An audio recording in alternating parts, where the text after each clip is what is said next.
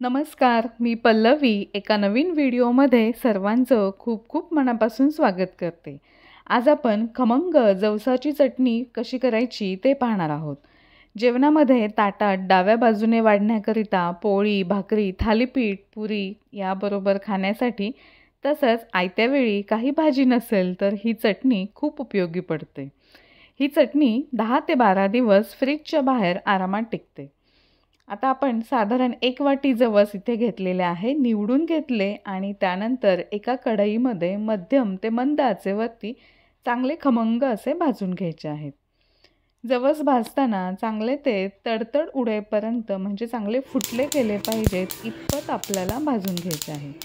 इथे तुम्ही पाहू शकता की पहिल्यापेक्षा जवसाचा रंगसुद्धा हलकासा बदलला गेलेला आहे आणि जवस चांगले फुटेपर्यंत आपण मंद आचेवरती इथे भाजून घेतलेले आहेत। जवस आपल्याला इतपतच इथे भाजून घ्यायचे आहे। यापेक्षा आपण जवस जर जास्त भाजले तर जवसाची चव कडवट लागू शकते आणि चटणीची चव चांगली लागणार नाही।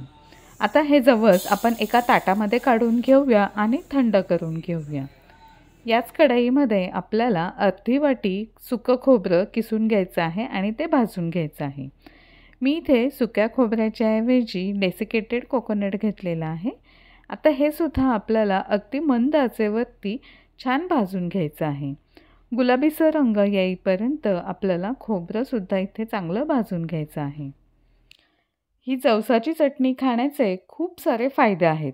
वजन कमी करण्यासाठी जवसाची चटणी खाणं खूप फायदेशीर असतं। यामध्ये फायबरचं प्रमाण चांगलं आहे, त्यामुळे पचनक्रिया गतिमान करतं आणि वजन कमी करण्यासाठी मदत करतं।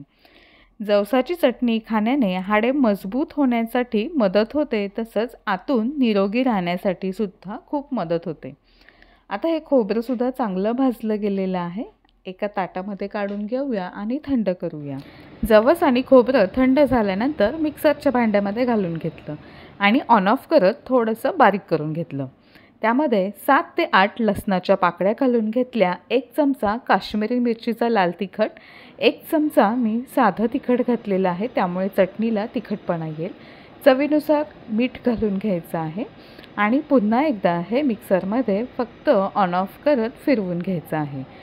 चटणीचं हे आपण जेव्हा मिक्सरमध्ये बारीक करत असतो त्यावेळेस सलग मिक्सर फिरवायचा नाही आहे। तर हे बघा, सगळं अशा पद्धतीने आपण या मिक्सरच्या भांड्यामध्येच मिसळून घेतलेलं आहे। सगळं छान एकजीव झालेलं आहे। तिखट, मीठ आणि जवस, लसूण हे सगळं चांगलं एकत्र झालेलं आहे। तर अशा पद्धतीने आपली ही जवसाची चटणी तयार झालेली आहे।